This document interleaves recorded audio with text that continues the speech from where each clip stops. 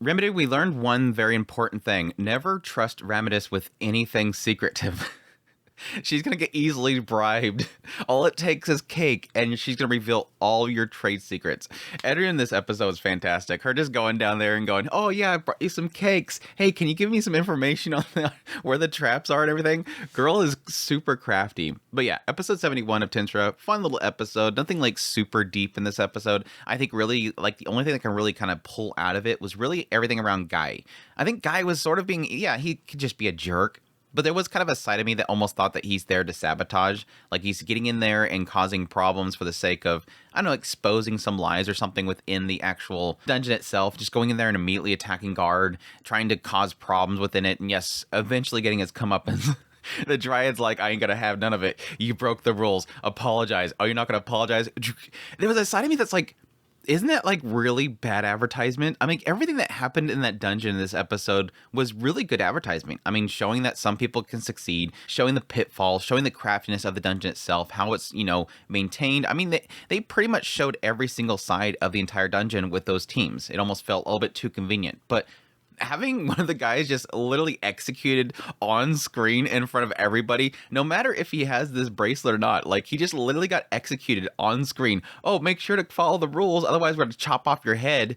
I wouldn't go in that dungeon. I'm sorry, I wouldn't go in that dungeon. Like, there is an aspect of the resurrection ring that is sort of unsettling. I mean, the question mark that I had immediately was the idea that they're saying that we're going to ensure your safety. But then at the very beginning, they said, we recommend you acquire one of these. So it's almost like it's implying the idea that you have to buy it in order to use it in the dungeon. But at the same time, they're saying that they're going to ensure your safety. Maybe it's one of those hardcore things. Like it's a video game where it's hardcore mode. Like you can go in there and have one death and you're done. Maybe that's what it is. But still, it was like, okay, I don't know. There's a side of me that kind of finds that unsettling. Even though they did demonstrate it and they showed it several times, I'd still be afraid of that thing failing and you legit dead. But that said, this is what adventurers do. They're used to going into situations where they could die. This is one situation where if they do die, they're not going to die forever. Like they're not going to die for real. Something's going to save them. So I guess it's the status quo for a lot of adventurers, plus the benefit that if you may actually die, don't try to die. You can get resurrected. So I guess it does technically work in the end. I just think from a viewer's standpoint, it's kind of unsettling, especially again, showing the dude get his head chopped off on the screen. It's even if he is saved, it was still an execution. Anyways, that was a fun little bit there, but yeah, I think overall, solid episode, seeing these teams go in there, each one of them sort of kind of tackling the entire dungeon their own separate ways.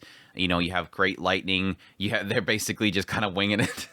They're just winging it. They're doing terrible, but they have determination. They're showing that determination. Keep pushing, keep pushing. Again, Erun, she just basically bribed everybody, got the locations of all the secret bosses, where the traps are and everything, which again, is a cool little show there. Even though she did technically cheat, it did have this whole like showing that Remedy is getting mad because yes, Ramidus divulged all this information and, you know, changed around the traps and everything, created the pitfalls so that people can take shortcuts. It still showed that somebody can succeed. They got in there. They got a really rare sword. Hey, that's free advertisement right there. Whoa, I can do that too. I can get down that dungeon and I can get some super rare Tempest Blade.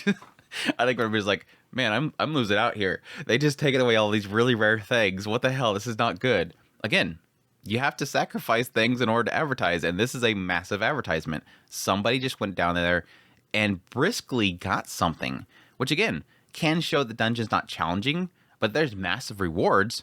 Hell yeah, everybody's going to want to hope they can get that lucky and get that really rare item. Then there's Team Lightspeed, which I really love this because, yes, Team Lightspeed is, again, kind of showing that there is all these pitfalls and they're getting, like, massive shortcuts to get there. But it also shows, yes, Masayuki, once again, having that massive luck. I think that's what it's kind of implying there, the fact that they keep going on these pitfalls and they're making it down the dungeon really fast. That's his luck. His luck is literally creating all these shortcuts and him getting down to the 10th floor really, really quickly. Now, granted, yes, he did have the map, and the map is supposed to show them where everything's at. But again, they created these other pitfalls, and that was not to Remedy's understanding, so it could be a possibility they didn't know about the actual pitfalls. I did like the fact that once they fell down one of the pitfalls, you have that one guy, the muscle man, he just catches the other girl. Like, good dude, good dude. And then he one-shots the boss. Just one-shots the spider boss, which I think for him, everybody's going to be cheering anyways. They all think that Masayuki is massively overpowered, so him and his team one-shotting the boss is not going to look bad upon the actual dungeon. And then finally, like I said, Guy. Guy is the massive question mark for me because, again, from the very get-go, he was in the tournament, obviously, very showy, thinks he's great, gets his butt kicked, whatever. But him showing up for the dungeon as well, being very kind of pompous, going up in there. And then immediately when they reveal the actual resurrection bracelets, he wants to attack Guard. And yeah, Remedy's like, man, this guy's just being a bully. He's just trying to harass him or whatever. But again, at that point, I'm kind of wondering, like, okay, well, I can do this, so he kills Guard. No hesitation whatsoever. I think that's a very showing sign there that somebody is willing to take somebody out. Like, even if you're told this is a resurrection bracelet, I won't die, for somebody to literally strike somebody to kill them, that shows me that they've done it before. So despite him being sort of a very comical character, like almost comedy relief for this episode, it also showing that this guy has no fear of death or taking somebody's life. So again, there's where it kind of already starts to show me that I think this guy was probably planted here to cause problems. Like, this guy is a murderer. He's done some shady stuff in the past or something. But again, it does help the entire showing because this guy literally just killed somebody and they're not actually dead. But again, he's rushing to the dungeon super fast. He's able to run over all the traps. He eventually gets to the 10th floor just like Lightspeed did. But the dungeon boss has not respawned yet. They actually have respawn timers on the bosses, which is, yes, totally an RPG kind of thing here. But he has to wait 30 minutes, and he doesn't want to wait that time. The timer's going to run out for the actual time limit for them to be down there. So he starts to attack the Dryad. And again, showing this guy seems like he's causing problems. Like, this guy is trying to show sort of the issues within the dungeon and within this new money-making scheme that Rimuru has. What they say, they were born at rank A? Like, Guy is an A rank, but the Dryads are born A rank, so it's like, yeah, this chick's just gonna one-shot him easily. But no, he attacks at her, and she immediately goes, you're breaking the rules, ties him up, takes away the pain restraints, and then says, apologize. You better apologize. He doesn't want to apologize. So she just like chops off his head. And again, that's not like extremely horrifying to the entire crowd to see this be. Now, granted, yes, they're all there the previous day, days before, for a tournament where people could technically die. People go to these auditoriums and whatnot to see bloodshed. So to see somebody get his head chopped off is par for the course. But it's still kind of unsettling, again, to anybody that would want to tackle a dungeon that, yeah, one of these Dryad things can just chop your head off in the dungeon. Like, whose accountability is there? Again, the whole idea for this entire festival and everything that Rimuru has set up here is to show that trust between the humans and the monsters. And yes, you can include the Dryads in with that. Do you trust going down a dungeon where you have to have one of these Dryads with you that could kill you? Again, trust us. We're monsters. We want to be your friend. Watch them chop off the head of a human, but trust us. It's like I said, it's like it showcases the bracelet works, but at the same time, who do you get the bracelet from? The monsters, the monster town. Trust them with your life. That last bit kind of, and now granted, most everybody in that crowd can see that this guy was a jerk. He's attacking the lady without being provoked. Guy is being shown as a D right here, but it's still, it's how do you gain that trust? Anyhow, it was a fun little kind of showing of the dungeon itself. I like, of course, Veldora is down at the bottom practicing his introduction. It's like, nobody's gonna get to you, dude. Nobody's gonna get to you. Like Bovix, they didn't even get to Bovix. Like, that wasn't gonna happen. The entire time the event's going on, Errol's up there just cheering on his daughter. And you have Amisha has to keep smacking him. Shut up, dude. Like, what was it, like 5 times throughout the episode he's cheering and she's smacking him over the head? Shut up, dude. Rimuru the entire time is getting on to Ramidus about making traps and moving things around and not designing things the way they want it. It was a funny little bit. It was a very enjoyable little episode. Had another situation where Sensei didn't want to tell Rimuru something about Guy.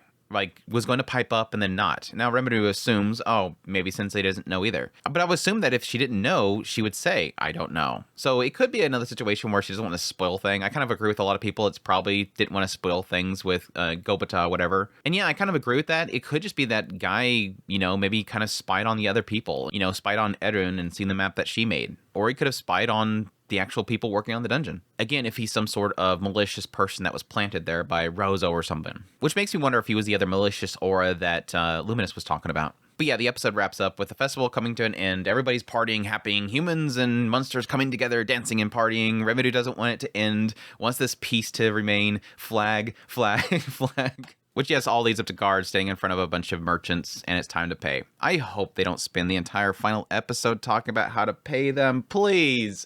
I am so sick of this stupid story arc. I am tired of hearing about how they're finding it difficult to pay people. It's not a big deal. We drummed that up. I said it's as easy as talking to certain individuals that you have literally in that town, people that mint, people that make the actual coins, and you're going to act like there's a problem here. Elmesia comes in, drops her purse with a bunch of money.